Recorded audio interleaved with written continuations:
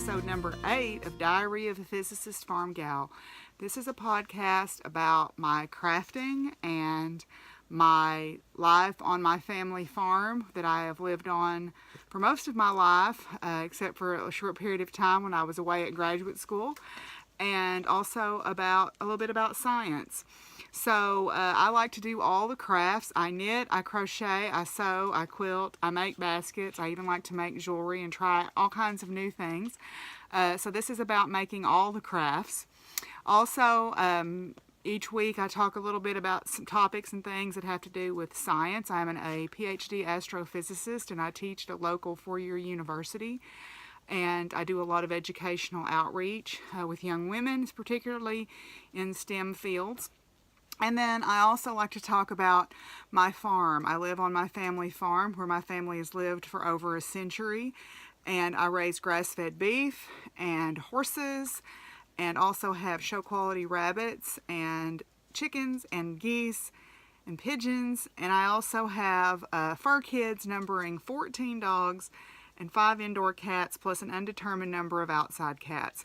And I almost inherited a potbelly pig, but that's a story for a little bit later. Anyway, so I want to welcome you to episode number 8. If you're finding us for the first time, welcome. And if you're a returning viewer, I sure am thankful and proud that you are enjoying this and are coming back. So this is episode number 8 of Diary of a Physicist Farmgal.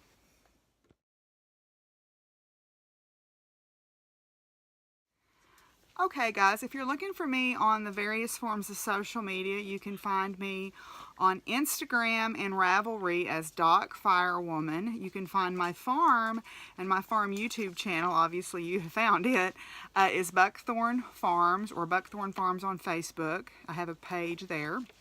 There is a Ravelry group for this podcast. It's called Diary of a Physicist Farmgal, and I'll put all that information in the info below. And right now we are running a charity make-along. And charity make-along is going to run from now that you found us until July the 2nd. And it's a pretty broad and pretty welcoming make-along. I will take any craft, knitting, crocheting, sewing, quilting, any craft that you are going to donate to a charity. And charity, remember, is a pretty broad spectrum of stuff. I've got friends that are making caps for the neonatal units at their local hospitals. I've got people making chemo caps. I am going to be working on some lap quilts for our local hospice house, which if you want to know more, you can go back and look at a previous episode. And I talk a little bit about the hospice house. And then another friend is making cat cage comforters for an animal shelter. So I'm pretty open-minded as to what I would consider a charity. Basically, let's just do some good in this world. And there are some prizes. I showed a few prizes last time, but I did get another prize in the mail. And this was very, very kindly donated by Logan from Leon Alexander Yarns.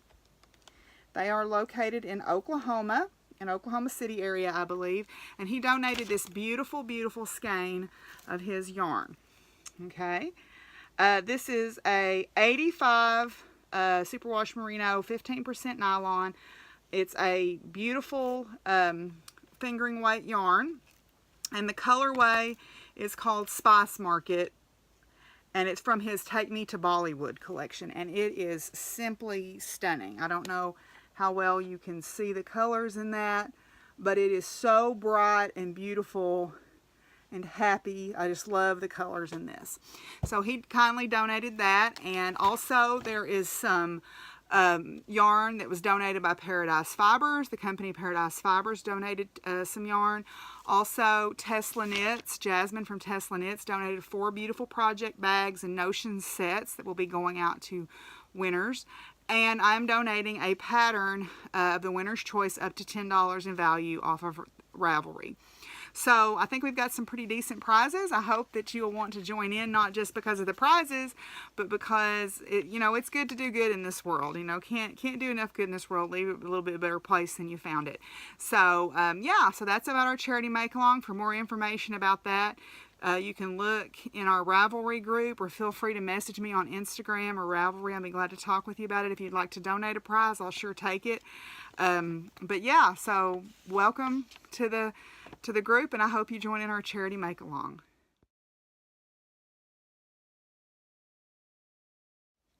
Okay, so I did not podcast really last week. I did put up a little video about my trip to my local yarn shop for Local Yarn Shop Day, so I hope you had a chance to watch that. It was just a little short sort of vignette, and then I had an interview with Stephanie, who owns my local yarn shop and has been a very big help to me in my knitting pursuits.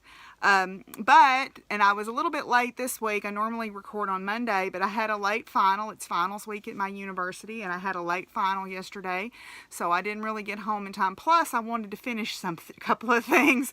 So I have 2 finished objects to show you this week. So the first one slid right in under the wire on these babies. These are my Derive socks by Knitting Expat. It's part of the Knitting Expat Sock Club, and she has 2 sock clubs running this year, and this is the Wanderlust Sock Club pattern. It is a little bit more beginner friendly sock club, and I wanted to do that because I wanted to improve my sock making skills. So this is the 2nd pattern in the series. The next one just came out today. It comes out on May 1st, so it just came out today, and this one has a beautiful eyelet texture in it. Okay, so I slid this one in right in time for getting done with this one. You have 2 months to complete them. I'm pretty proud of myself because I didn't start these till April the 21st, and I finished them yesterday. So less than 2 weeks for a pair of socks. I'm pretty proud of myself. And I used my good friend Peyton's Croy sock, but with the Luca needles, it went so much better. So I think I have cracked the problem on that. You know, this woolier Peyton's Croy yarn or Peyton's Croy yarn, you need to use not so sharp needles, and then you don't have nearly the problems that I had last time. I did make one little mistake. If you'll look, I've got some eyelets on the bottom of the foot because I was working on these before class one day, and somebody asked me a question and I forgot where I was, so I did a whole row of the little eyelets, and I thought, I'll just leave them, it's okay. But anyway, so yeah, I'm pretty tickled with these. Now, these do also qualify because this is a striping yarn for the Grocery Girls April Sock Bash Challenge. It was a stripe. It had to be a striping yarn. Okay, you could either stripe it yourself or you could use self-striping. And this is the Brown Rose Marl of Peyton's Croy sock, so it's self-striping. Okay, did just a German short row heel. And I made these a little bit shorter than the last couple of pairs I made because I wanted to have some sort of mid-height socks as well. So yeah, pretty tickled with those. And I also entered these in the Legacy Knits. They're having a patterned sock make-along, so or knit-along. So I entered these because they are a patterned sock. And you had to start those on April the 21st, which I did. So I was pretty tickled about that, so I got these done. And also, Crocheting Whovian is having a sock knit-along, so I entered these in her knit-along as well. Plus, I'll also put these in the Volenvine Yarngasm box of socks, my box of socks entries, and I have myself a box finally, so I'll show that when we get to acquisition. So anyway, so there's my socks. Got those done. Now, my next finished object is in my Silver Shed USA Fox bag. I just love this fabric, so I had to have it. And I'm probably going to have to back up a little bit so you can see this. We had a department potluck today and a department meeting afterwards. And I sat and finished my I-cord bind-off on this today during that meeting. So this is and I can show it now because the mystery knit along is now officially ended with the reveal. This is my Larissa Brown pattern Lunar Phase mystery knit along, and I have completed it. So it is a very wide, or long, I guess you could say, shawl. So I'm going to stand up and try to hold it up where you guys can see the whole shooting match here. Woo! It's kind of hard to get all in the picture, okay? But maybe if I hold it up in sections. The idea is it's supposed to mimic the moon phases. So we started with the first quarter, and this section was a little bit darker. We transitioned through the full phase, which was the center section, third quarter, and then the new moon was putting it all together, okay? So people are wearing these lots of different ways, but I think one of the intended ways to wear it, whoops, got it the wrong way around. Let's turn it the other way. The intended way to wear it was sort of with the two quarters sort of meeting, okay? Which that's pretty cool looking, I think. That's a neat way to do it. Or of course you could just wrap it, okay? Or maybe have just one of them sort of wrapped over like that. So I'm pretty tickled about this. This is my first fingering weight shawl that I've ever made. It's by far the largest shawl I've ever made too. Alright, it has this really cool I-cord bind off on it, which did take me some time, but I just really like how it looks. You know, it was just a matter of just sitting down and doing it. You know, it wasn't like it was terrible or anything. But anyway, so I'm very, very pleased with this. I have to block it. Obviously, it's got all my ends are still sticking out. I'll weave those in after I block it. So this was the Larissa Brown Lunar Phase Mystery Knit Along. The kit, this was a kit that I purchased from 6 and 7 Fiber. So, and I did make a couple of little changes. This top section was supposed to be all of the really pretty purple, but I decided since I had a little bit more of that green and it was kind of my accent color, I thought I would go ahead and add that pop of green at the top to kind of balance out the green at the bottom of each one of the sections. So, alrighty, so yeah, hey, that is done. I came in 2 weeks after the deadline, but yeah, I'm pretty proud of myself for getting it done. So, and it's warm enough now that I've got some blocking I need to do, so I'll be able to block this and a couple of other things now that it's warmed up. So those are my 2 finished objects for this week, and we'll come back and talk about works in progress.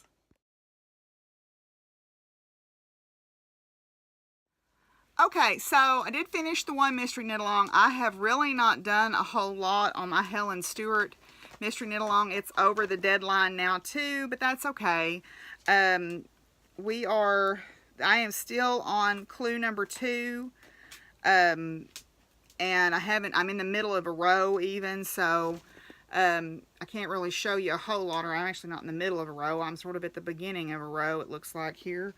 But anyway, so that's, you know, everybody's probably seen finished pictures of this now, but my goal this week is to work on this. This is the week of finishing things, I have decided, because I have some other things that I need to finish also.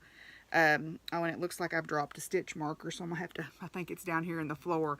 But anyway, so yeah, but anyway, I do still like the colors, and I think it's a beautiful shawl. I've seen the finished pictures. I think it's a beautiful shawl. I wasn't crazy about my color choices there for a minute, but they're growing on me now that it's springtime and things are greening up. I think it's a perfect tribute or homage to spring. So that's in my April 9 Designs little Playful Otters bag. Okay, and she is doing a giveaway. I don't know how long it's running, but she is doing a giveaway of one of her combo needle cozy / notion kits on her Instagram page. So if you watch this fairly quickly after I post it, you should go check it out and see if that giveaway is still live, because her stuff is really nice.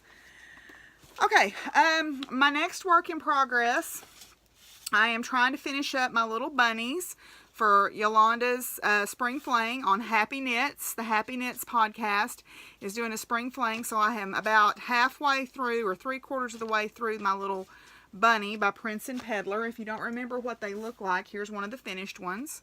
Okay, I think this one's going to be a little bit bigger. I got a little excited, I guess, when I was making the rounds on it, so it's going to be a little bit bigger. But I need to make about 4 of these to qualify, because you have to use 50 grams of yarn. This will be my 3rd one.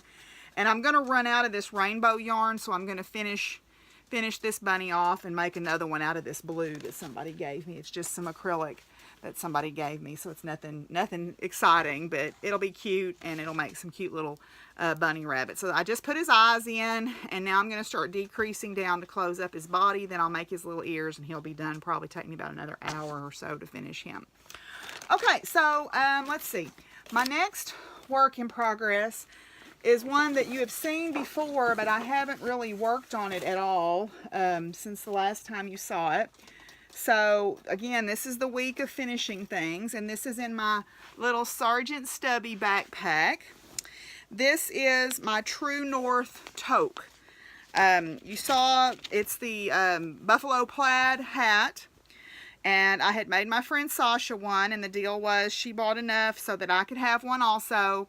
And I haven't done anything on it. I'm not any further on it than the last time I showed it, but I'm going to finish this. I think tonight I'm going to pull this out and work on it because this is a very, very quick knit. So I'm going to pull this out tonight and finish it up so I can get this off my needles, because I need my needles for another project that I'm wanting to work on. So that is a buffalo plaid, just knit in Lion brand, thick and quick. And it's got the 3 different colors in the plaid are these 3.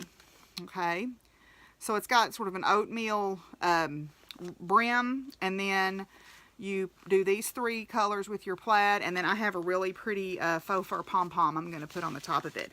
So I think my goal tonight, after I get done recording, is I'm going to sit outside in my lawn chair and enjoy the beautiful spring evening and work on this. So that's in just my little free little backpack that I got about Sergeant Stubby. Remember, he was the dog that was in the Marine Corps that I got to meet, the actor dog that played him when I went to the Agate conference back in March. Now, the reason I need my needles is I finished Sasha's hat, and her sister's boyfriend said, "Ooh, I would love to have a hat, and I would like a gray hat."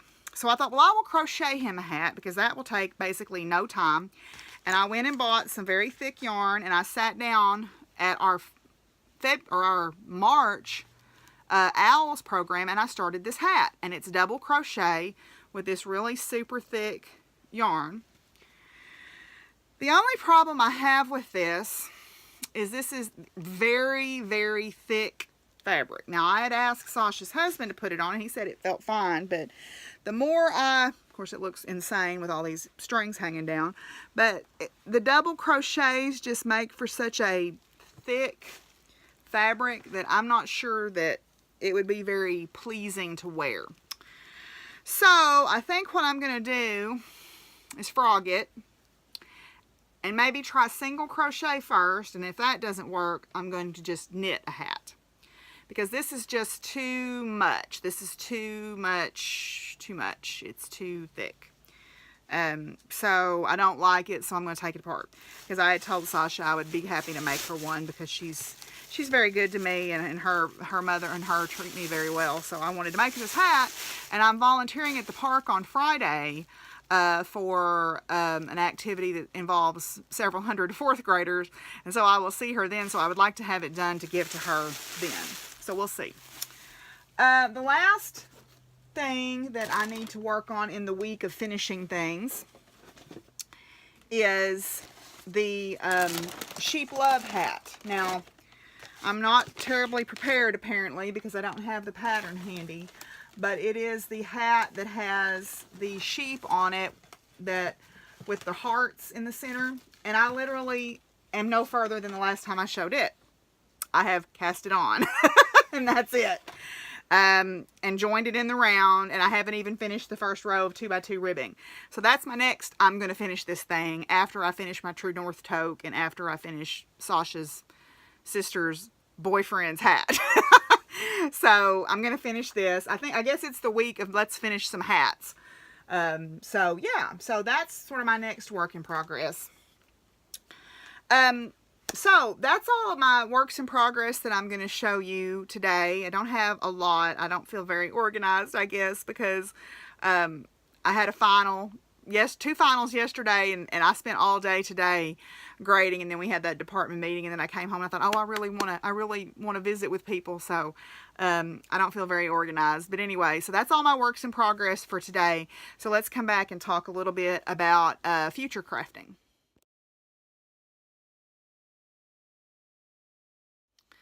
Okay, so on future crafting, I'm going to start with the next entry in the Knitting Expat Sock Club. This literally is hot off the press today. Okay, These are called the Vagary socks.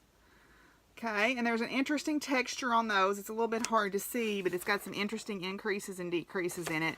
Looks pretty straightforward. But I would like to start those this week because the Happee Knitting podcast, Julia was having a sock blank-a-thon, and then this month's Grocery Girls extra bonus entry is if you use a sock blank. Now, I ordered a sock blank from Ballyhara Farms, and I did not read on the thing that said it would be skeined up. So here's my sock blank. I was kind of disappointed because I wanted to take it apart myself, but I didn't read. But you can tell where it's been raveled out of that sock blank, and I've got a picture of the sock blank. And I love these colors. They're sort of a gray and a lavender and cream color. It's called Baby Elephant. And it is a 75-25 superwash merino, 25% nylon fingering. It's a single ply. It's 463 yards and 100 grams. So this is Ballyhara Farm out of North Carolina. And they have some beautiful sock blanks. Okay, I don't think all of them are skeined up like this. I just didn't read. And that's fine. I mean, I don't really care. But I need to wind this so that I can start on these. Now that I have my ball winder, yay, I can do that. So that'll be for those socks. Now, my friend Maka has an Instagram page called Maka Makes Things, and they are trying to write a pattern for some socks, some crocheted socks. Maka has some sensitivity issues around their feet, and they wrote a pattern and asked me if I would test crochet it. So I told them, of course, I would be glad to. So I'm going to start that this week. And I believe it's a fingering weight. I need to read the pattern again. I read through it just to kind of get in my mind from a technical perspective if it made sense to me. And I need to go back now and read it more carefully. But I'm pretty sure it's fingering weight. So what I have are 2 balls of this Red Heart Heart and Soul yarn. And this is in the Jelly Beans colorway. It's a kind of a bright neon rainbow colorway, and that seems appropriate to me to make something for my dear friend Maka. So once that pattern is available, once they get satisfied with how it is working, they had said that they had made 4 or 5 pairs of them already, but wanted other people to do the pattern just to make sure, because you know when you write something, your brain kind of fills in the gaps for you, and you need other people to look at it. That's what proofreaders do. So I'm going to test crochet those this week out of this. So okay, so yeah, so that I think those will be nice and bright and pretty. Now, so because I'm such a fast knitter,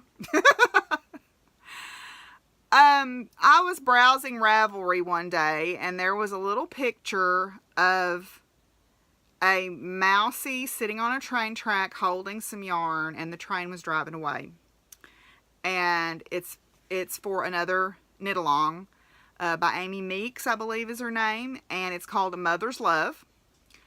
And there's a story behind the ball of yarn with the mouse and everything. It has to do with Edinburgh Yarn Festival.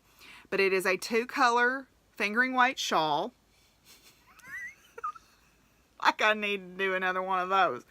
But anyway, they said you need sort of a tonal solid and then a coordinating maybe speckled yarn or something. Well, I just happen to have that in my stash, and I have things that I didn't really have a plan for, and I went, okay.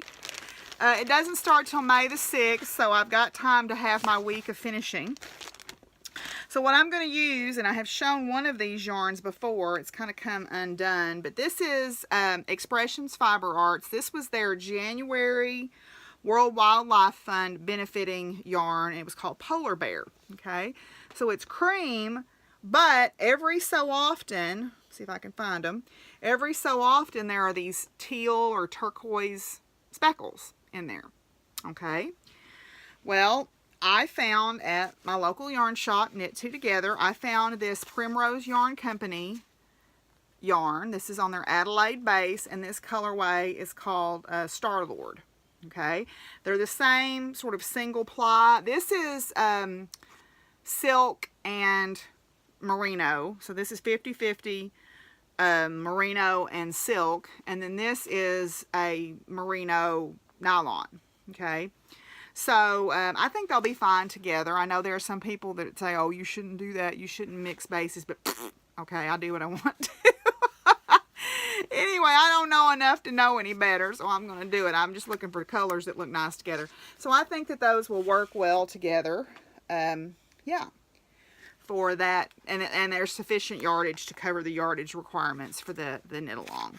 So that starts on May the 6th. Like I needed another knit-along. Anyway, so yeah, so that's what we're going to do. Now, I was listening to Skandir Knits, and she was talking about having to starting to sew some more and make project bags. And she was talking about In Color Orders website and their tutorial for the line drawstring bag. Well, I looked at the tutorial, and I could perfectly capable of following the tutorial, but the maker, Jeni Baker, had a pattern set that you could purchase for $9. Okay, this is In Color Order, Jeni Baker, and she had a pattern set that you could purchase. And like I said, I like to help out people when I can. So if you purchase the pattern, you get all of the sizes for all of these, plus you get a formula to do any size you want. You can scale it up, scale it down, whatever size you want.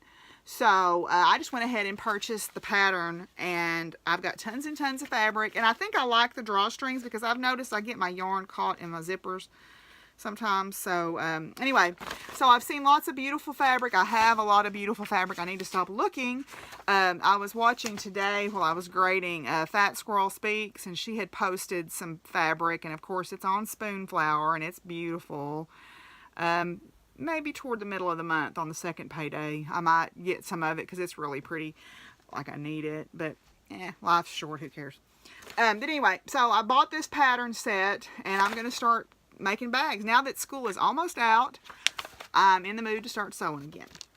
So that's my future crafting.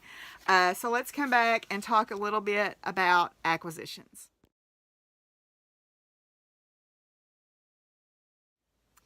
Okay, guys, I have some acquisitions to show you. A couple of these are gifts. Now, a former student of mine, Royer, he's a very sweet young man, and he wrote me a very sweet note talking about how my class has sort of made him start loving physics again, which really touched me. You know, that's the kind of thing that you want to, you know, really accomplish as a teacher, I think. So he's left me a gift, and it's a little chicken, and when you squeeze it, it has a little plastic egg that comes out of the bottom.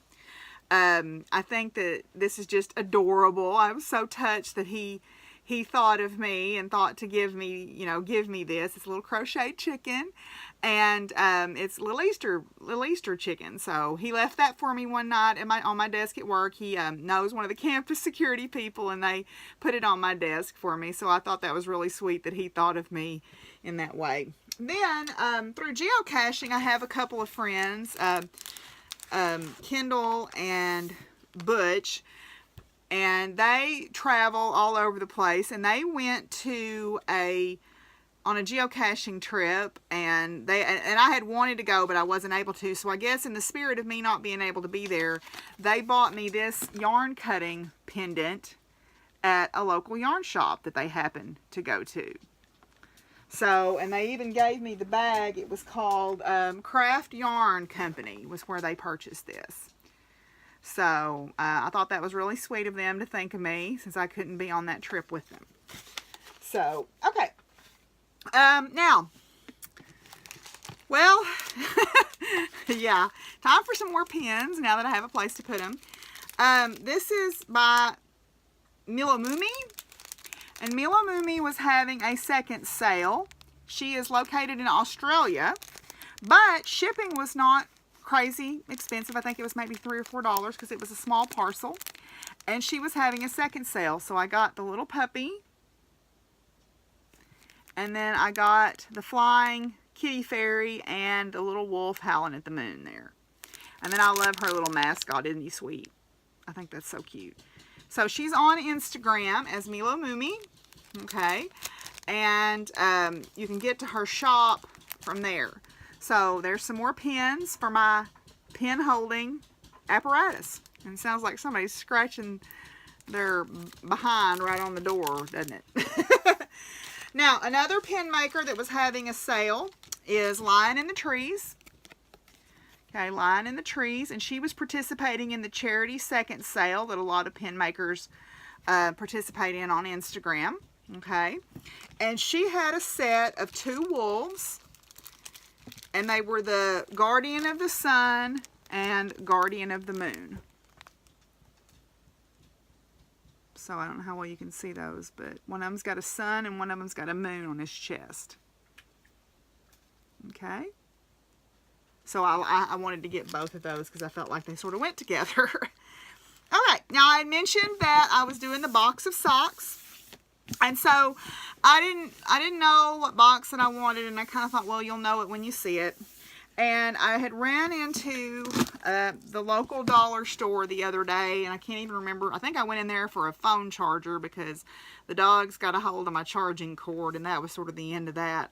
They usually never bother stuff like that, but one day they just, I guess, I left it laying where they could get to it, and they decided they were going to chew on it. So I found this box. It's got butterflies all over it. And my mother loved butterflies, and she had a butterfly pin and that I now have. And there was a song that she had requested to be sung at my father's funeral service that was about becoming a butterfly and becoming free from pain and suffering. And so when we had her funeral, or when I had her funeral, I had asked the same lady if she would sing that song also. So butterflies make me think of my mom.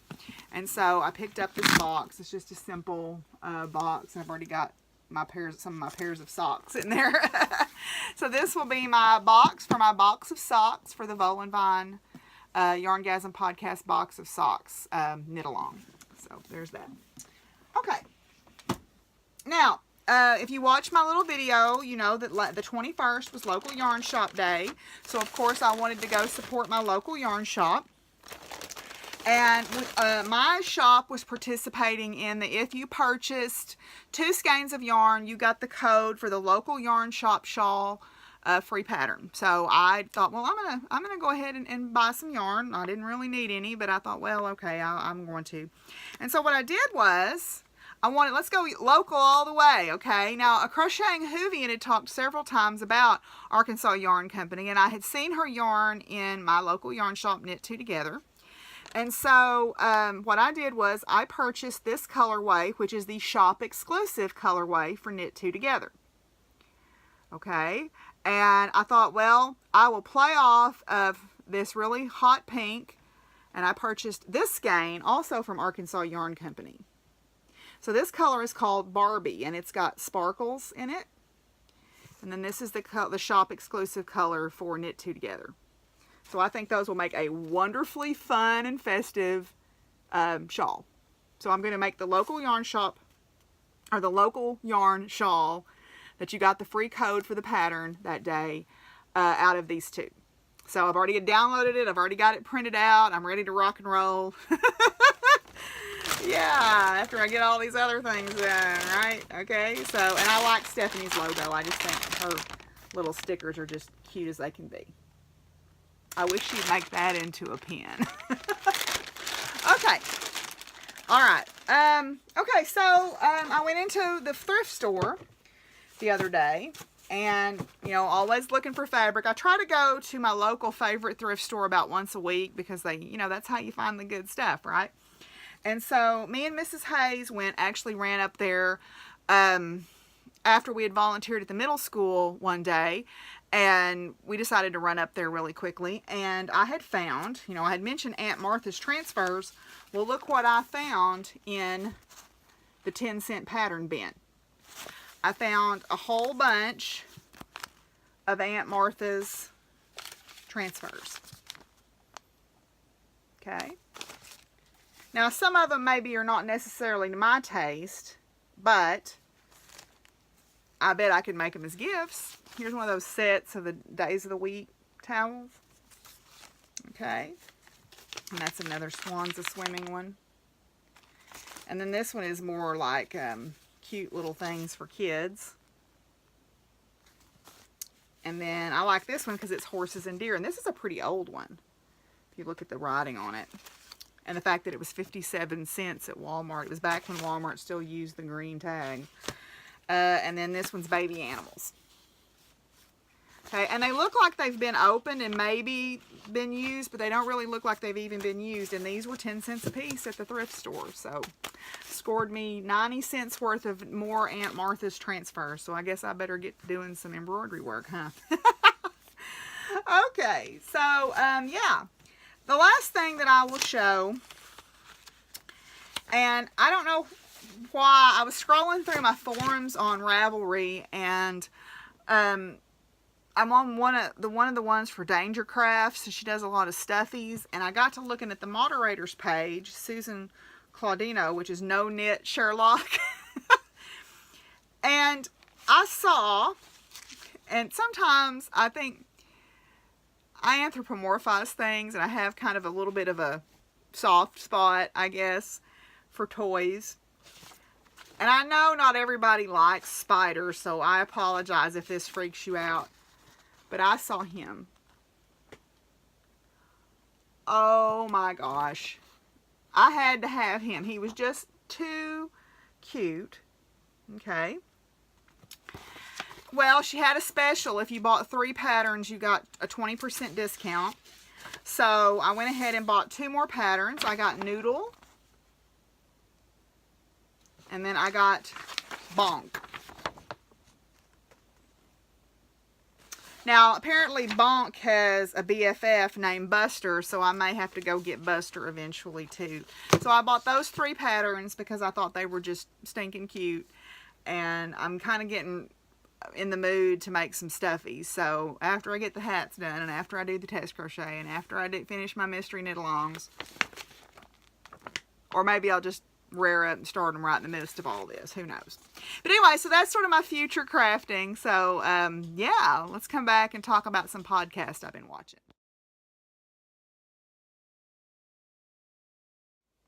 Okay, guys, I wanted to share a couple of podcasts that I have been watching. I'm sure several of you probably already watch these. But the first one is Ewe University, spelled like E-W-E, Female Sheep, by Dr. Kelly. Now, I love her podcast because it is when she does comparisons, she is very scientific. In fact, I have shown one of her podcasts to my physics majors class, the one where she goes through and does the comparison of all the wool washes, because her methodology and her approach to testing all of these things is such a good example of the scientific method. So I actually use those as a resource in my classes.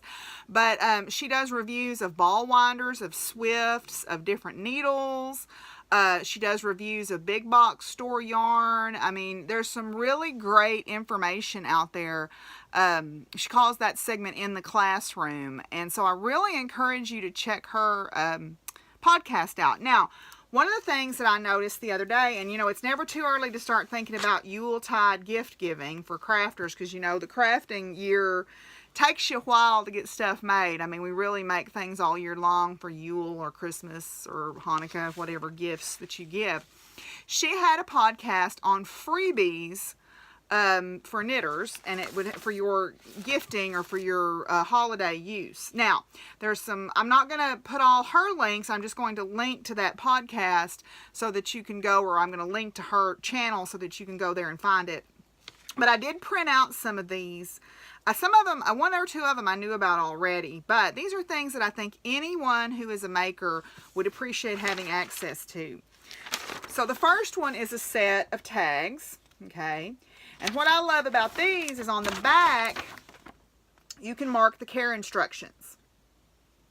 Okay, so if you're going to go to the trouble to make somebody something and you want them to take proper care of it, this is really cool. And then you could print it out on cardstock so it would be a little bit more sturdy, and give it to them as a gift. Now, there were several things like this. There were bands where you could like roll a hat or a pair of socks up and give to someone, or there were these, this is an adorable little alpaca set of tags and a little band there. I printed those out.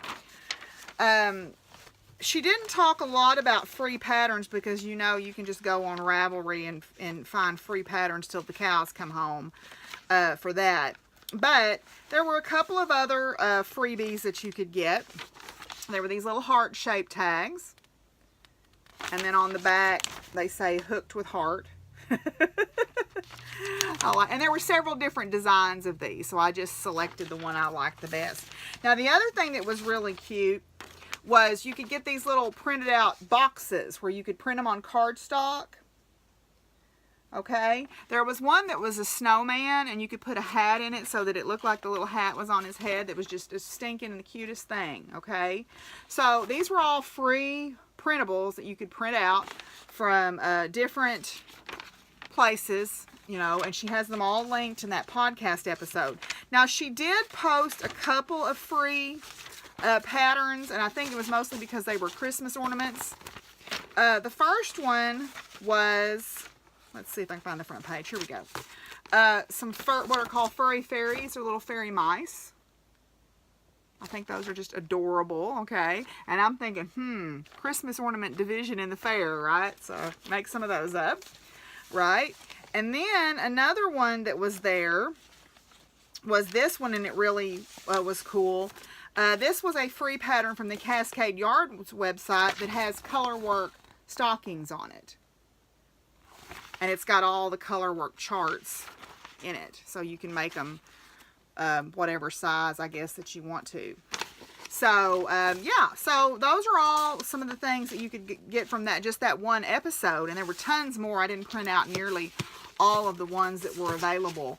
But I'm going to link to her, because if you're thinking about buying a ball winder or Swift, or you're trying to decide what the best wool wash is for your purposes or things like that, she does a really, really good job of reviewing all of those things. So I highly recommend her. She's very science oriented, which suits me right down to the ground, and that's why I love to watch her podcasts. The other one is, I mean, I know most of you probably are aware of her also, but it's Amber, the Yarn Hoarder. And the reason I wanted to mention her is she is starting a new crochet / knit along called the Unsung Heroes knit or crochet along. And what that is she had a pattern picked out that she really, really loved, and she noticed, even though the pattern had been around a while, it only had 3 projects on Ravelry. So she is starting a crochet and knit along for patterns that have 30 project or less than 30 projects on Ravelry. So, and she is going to take whips. And so I thought, well, my tangram wrap has under 30, and I'm only about halfway done with it. So I thought, well, that'll be a perfect one. And then my tapir pattern that I showed last time only has like 5 or 6 projects on it. So I'm going to make those up and enter those in the Unsung Heroes knit along from the Yarn Hoarder. And she has a Ravelry group. Ewe University also has a Ravelry group. So I will link both of those podcasts in the information below, and you should really go check them out. There's lots of great knitting podcasts. These are just 2 that were on my mind because I had watched them recently. And I know most people are probably aware of them, but I know if you're like me, you have so many podcasts that you watch or you listen to, sometimes you kind of gloss over things and maybe you miss something really cool. So I thought I would share those with you. Okay, so that's pretty much the end of the craftiness for this week. So if that's what you're here for, thank you for coming and hanging out for a little bit. But if you want to hear about some sciencey stuff and you want to hear about the farm, feel free to stick around.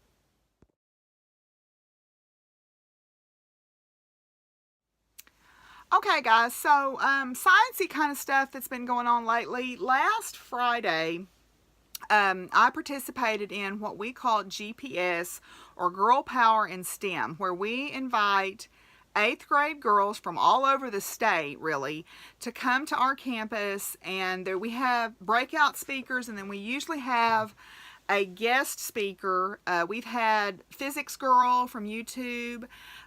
We've had a Navy, one of the first Navy Black Hawk helicopter pilots that was female, come and speak to these girls. This year we had Raye Montague, who is considered to be Arkansas's hidden figure. She's an African-American lady who broke the color and gender barrier in the Navy through being an excellent designer of battleships and a very observant student of science.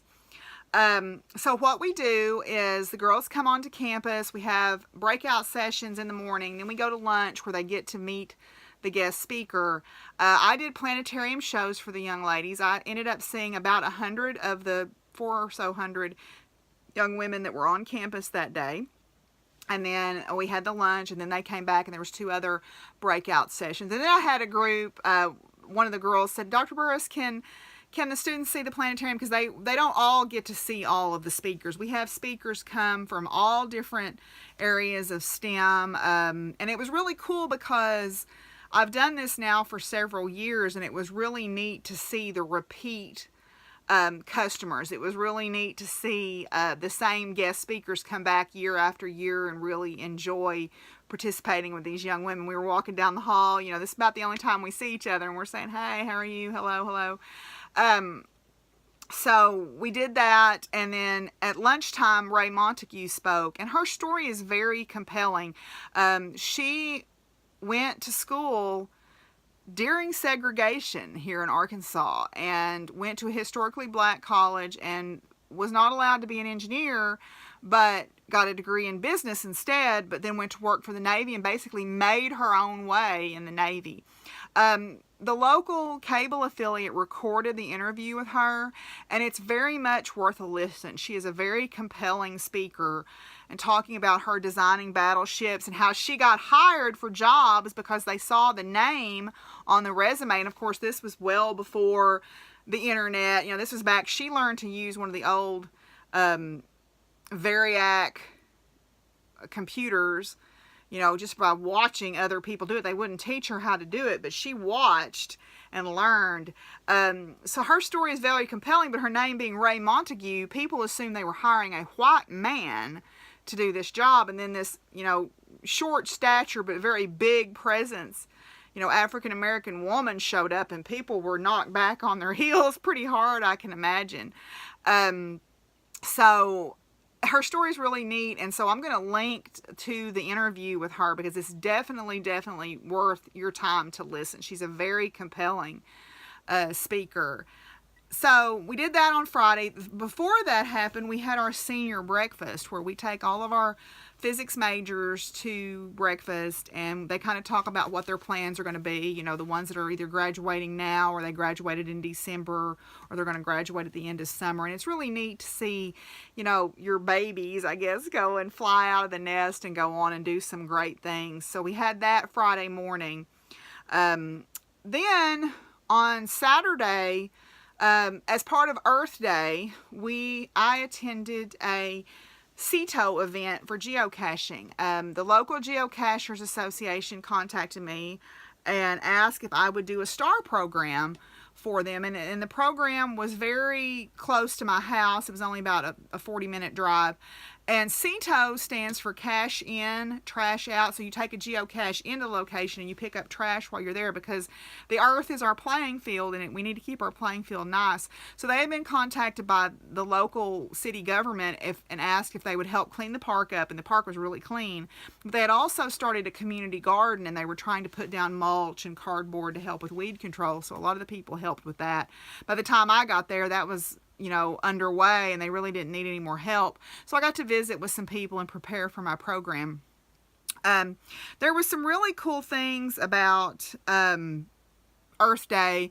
I don't know, for those of you who paid attention, but the Google Doodle on Earth Day was by Jeni Goodall, and it was amazing. It was so neat to watch about how her life had always been filled with animals and the importance of, you know, interacting with our environment in a healthy way for the environment and for us, and taking care of the earth. And so if I can find a link to that, I'm going to link to that also, because it was really a touching video if you watched it.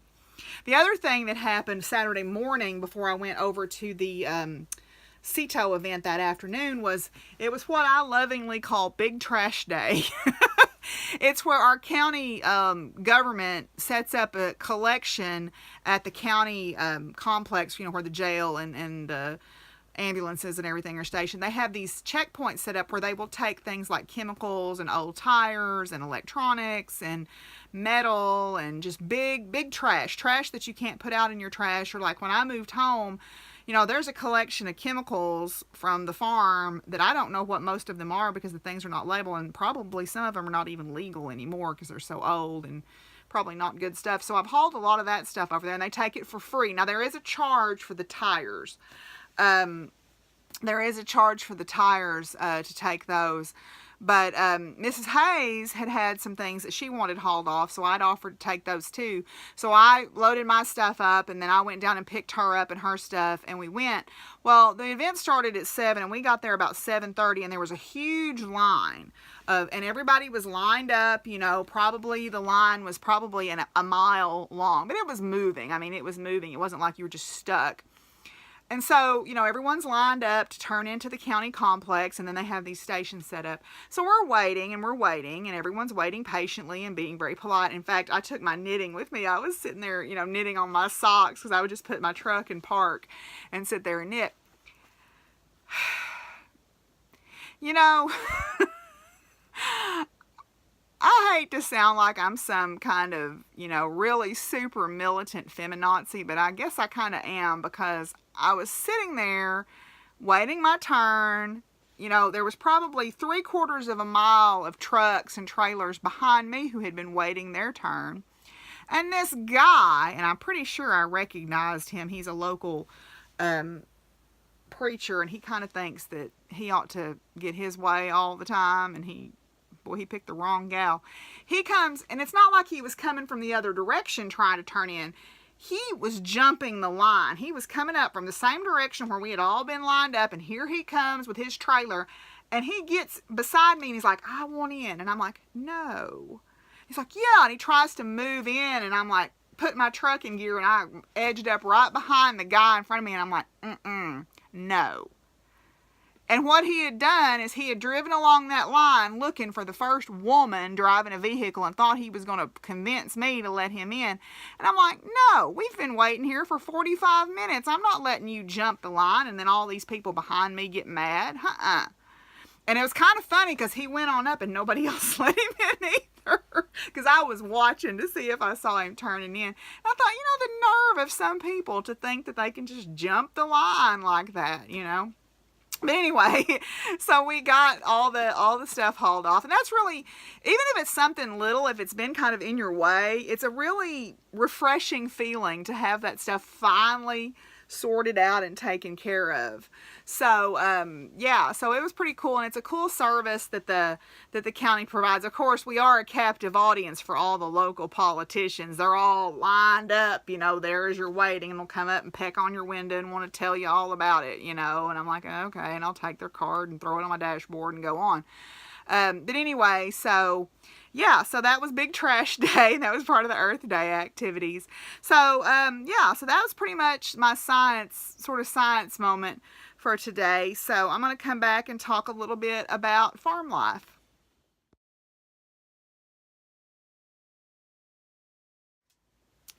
Okay, so stuff's going on the farm. You know, spring's finally upon us. We're having some pretty warm days, and I've been starting to work outside a little bit. It's really hard for me to get ramped up to do, you know, garden cleanup and garden planting until school is out. So I finally have got my vegetable plants sort of sorted out, and I got myself some herb plants. I got myself some really pretty hanging baskets for my porch, which I really enjoy those. And I usually have a wren that makes a nest out on my front porch every year, so I'm looking forward to that again. So I've been getting ready for that. I've also been getting ready for bees. I got the phone call. The nukes are going to be ready to pick up early Saturday morning. So I kind of went through and did some maintenance in my bee yard the other day. And then I got the new frames, or I got the frames. I'm going to reuse some of the honeycomb from the hives that absconded. So I put them in the freezer to kill the wax moths. And I got the boxes set up and all ready. So I'm going to get those prepared and then go pick my bees up really early Saturday morning before graduation and get them settled in. So I'm excited about that. let's see, we've been working with Bo. Kind of had a setback with him last Saturday. You know, I'm kind of frustrated with the situation because, first of all, I don't really like people who are chronically late. Because there's this thing to me, and I took a women's group called Mystery School, and they were talking about the different altars you build in your life. There's sort of the altar of money and the altar of self-image, and one of those is the altar of time, and how you choose to spend your time, because your time really is a currency or a resource that you have, and how you choose to spend your time. And if someone is constantly making you wait, like if you say, let's meet at a certain time, and then they don't show up on time, and they're always late without any regard for anybody else, they're sort of saying that their time is more valuable than your time is, because you're having to constantly wait for them. And I really take that to heart. I really try very hard to be punctual, to be on time and be somewhere where I say I'm going to be. And so the situation we've been in with Bo is, we want to have someone come to Marianne's to ride him. He is over at Marianne's at the riding program, so that we can see what they do, plus through the week the kids can get on him and ride him. Now, we hadn't had any problems with him bucking at all, and this person that we had retained to ride him was supposed to be there at 12:30 and didn't show up until 1:45 almost. So he'd been standing around waiting, and and granted, he had not been ridden, and he had not been round pinned very much. I had round pinned him a little bit, but he had not been round pinned very much. And I told the person this. I said, look, he really hasn't been handled in this way. I really get the impression that this trainer is afraid of him. And because he's a big horse. I mean, he's very intimidating, but he's never, up until Saturday, had never put really a foot wrong.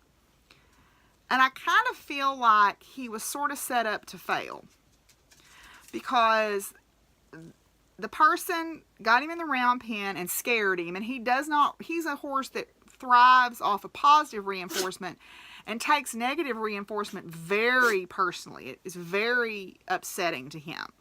You know, and I know that sounds crazy, but it's really true. If you've been around horses, they all have their own personalities, and they're just like a kid. They have basically the mental, emotional maturity of about a 4 to 7 year old kid. And so he takes negative reinforcement very, very personally. And he was afraid. He was acting afraid, because every time this person would go to get on him, he would throw his head up in the air and back up. And he's never done that with any of us. I mean, Marianne went up on the mounting block like she was going to get up on him, and he stood like a stone. I went up and he stood like a stone. The trainer goes up there, he gets scared. So, finally get on him, and he's clearly uptight. He's clearly not settled. He's clearly upset. And in my opinion, he was set up to fail, because the trainer immediately asked him to canter without asking him to settle, and he bucked. Really, it wasn't a let me bog my head down between my front legs and buck like a bronco at the rodeo. It was more a come up in the front, come up in the back, like going over a jump almost, but they came off. And, of course, they got onto him, and should have. He shouldn't have done that. And got back on him and rode him around, and he relaxed finally. But it's just very frustrating to me, because it seems like we're taking 2 steps forward and 2 steps back with him. So, what we did this Saturday was, the person had hurt themselves in an unrelated incident. She didn't get hurt on Bo. She rolled and got up, and it was fine. I mean, I'm sure she was sore, but she didn't she's supposed to be a trainer for a living and rides Arabian stallions. So, he's pretty much of a pussycat compared to that. But, so, I'm like, well, what are we going to do? So, we put one of the kids on him. We didn't ask him to canter. We just had to work through these issues. And we've had these moments where we've gone up to a point and something's happened to scare him, and we have to back up and start from back here somewhere and then start moving forward again. And this has happened before. I mean, I just kind of let it get to me, because, I'm just ready for him to be ready. I know, and I know it needs to take time, and I just get frustrated. But I know that he will come back, and I know that at the end of the day, he will be rock solid. But it just bothered me. I felt like I had let him down by not advocating for him better. But anyway, so we got through that. You know, around here, the animals are all doing well. The mini horses are starting to shed like crazy. I'm going to have to go out and give some haircuts because they're starting to get pretty scruffy looking. You know, I put my hummingbird feeders out. I noticed a lot of people have been posting pictures of Baltimore Orioles, so I'm excited to see if I can get some Orioles. I know the feed store said they had ordered some Oriole feeders, so I think I'm going to get one and put it up. I put my hummingbird feeders up because I know they're moving through right now. You can see there's some really cool maps. I'll link one below that shows the migrations, where the populations are at. It's really cool to look and see where they're at. Today's May Day, or Beltane, or the Greening, whatever you want to call it. It's one of the old agrarian festivals for the fertility of the land, so I'm always happy to see that season arrive. You know, the Greening is very much happening now. So I'm very pleased to see that. You know, summer is my time. I know that there are people who hate summer, but the green part of the year is my time. I mean, I guess because I'm a summer baby, I love this time of year. I've been doing some foraging. I foraged some dandelion blossoms, and I have made a tea out of those. I'm actually going to make some dandelion honey soap, and it is a true lye soap. I have some lye. I'm going to sit down and make a hot process in the crock pot, true lye soap that has to cure. But I've been steeping my dandelions for a few days now, so hopefully this weekend I'll have a chance to start on that. And I've also foraged some red clover blossoms. I'm going to make some red clover jelly. So I'm excited to try that. To me, red clovers kind of smell like cucumbers, so I think it'll be like a light, kind of refreshing jelly. So I'm excited for canning season to kind of kick off now, and that's always one of my favorite times of year because I love trying to make stuff. So I'm excited about that.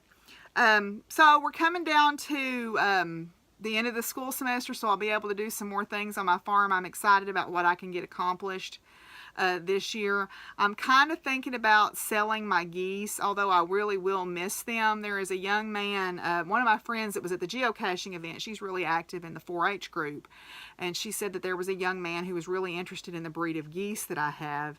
And the reason I have the geese and the chickens and the rabbits in part is to be able to help out local kids with good quality animals to take to the fair. So I said, well, you know, let him know that I would be interested in selling. If he's got a good place for them, I would want them to have a good home. And I would want, if he decided he didn't want them, I would like for them to come back here before he sells them to someone else. So, yeah, so we'll see. I haven't made my mind up yet. I almost inherited a pot-bellied pig. My neighbor contacted me, and they said, oh, my niece has got a coworker that needs to find a place for it. And I'm like, well, I can't go get it. Well, they need it gone. Well, I can't go get it. So we didn't get it worked out, and it's probably a good thing because I don't think I need a 150-pound pot-bellied pig, really. But I was going to take it just to keep it out of trouble, but I think they found a good home for it. I noticed my neighbors who like to chuck wagon race, they are starting to work their ponies. So the other day I was sitting outside knitting, and they were jogging their ponies in the wagon up and down the road, trying to get them fit. Some really good friends who are 4-time national champion wagon racers. It's quite the spectacle if you've never seen it. So anyway, maybe someday I'll post some pictures or share some pictures of that. They're starting to get their ponies fitted up and ready. It's a neat sound to hear the wagon and the ponies trotting and the jingling harness. I rode with my friend a couple of times when he was still racing actively, when he was fitting his ponies. It was a lot of fun. But anyway, so the weather is beautiful. I'm very grateful that we're finally into spring. We've seemed to have just the right amount of rain to keep things nice and green and growing around here. Garden is starting to, the permanent structures in the garden are starting to come on, like the strawberries are blooming, the blackberries are starting to bloom, the asparagus is coming up. I've got to get out there and plant my plants, so that's sort of an activity that I'll probably try to get done in the next week or so. I've got a whole couple of trays of plants out there sitting on my sidewalk that are waiting for me to plant them. So, but you know, if I plant them a little bit later, that just means I'll be ready in time for the fair. So yeah, we're shifted definitely into fair mode as we're getting into summer now. I got to start thinking about all that stuff. So that's pretty much farm life. So we'll come back with a few wrap-up final thoughts.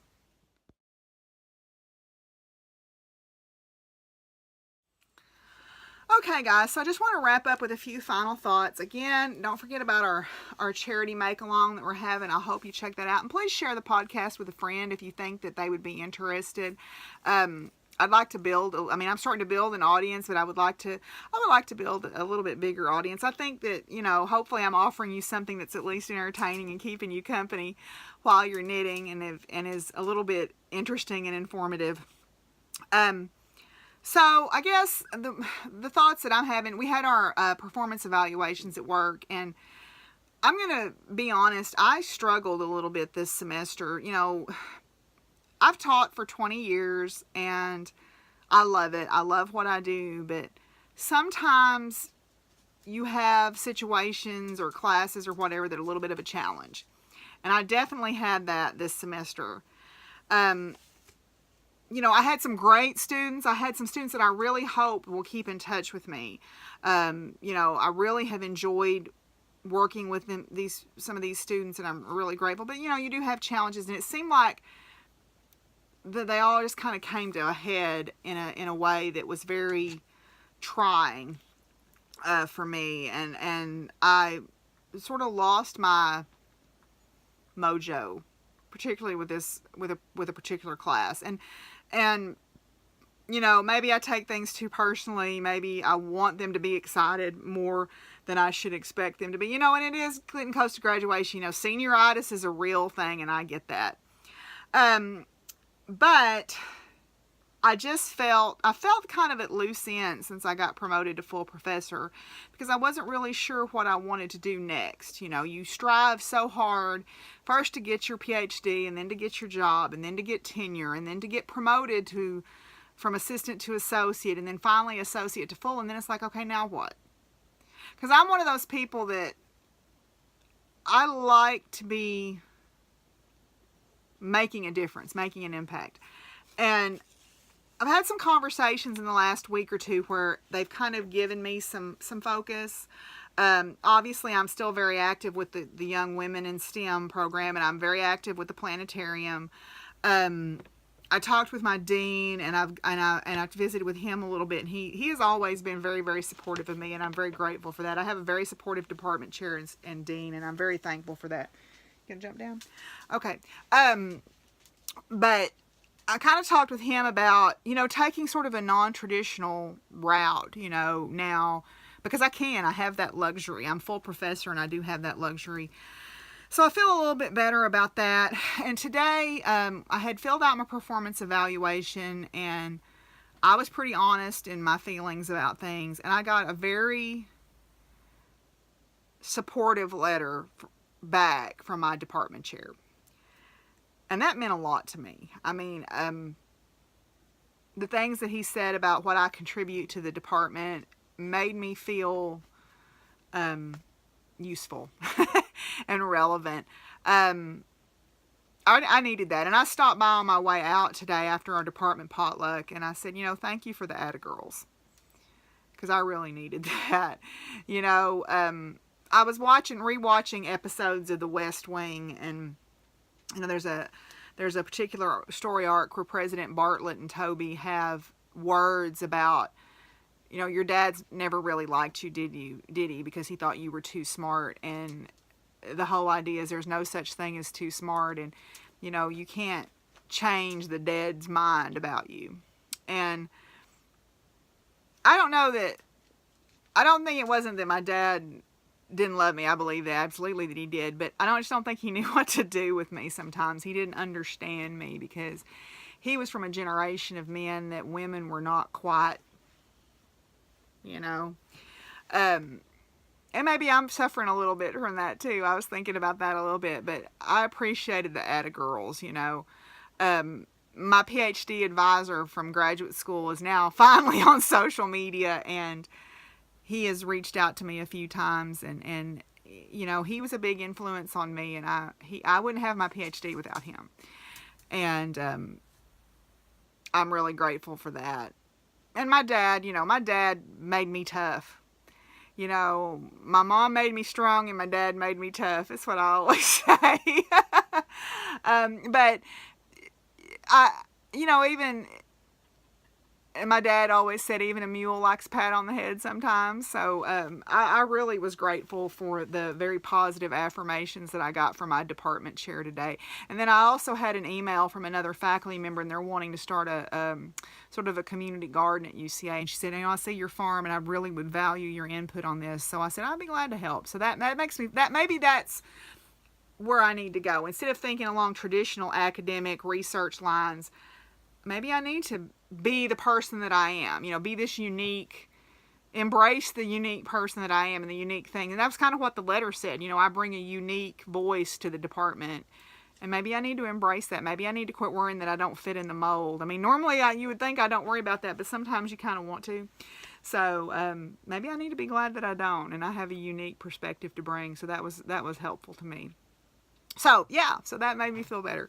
Anyway, so that's kind of the end of my blathering for tonight. I've missed visiting with you guys. I hope that you've had a good couple of weeks. I hope that you're meeting your crafting goals, and we'll continue to work toward those even if we haven't. Keep on keeping on.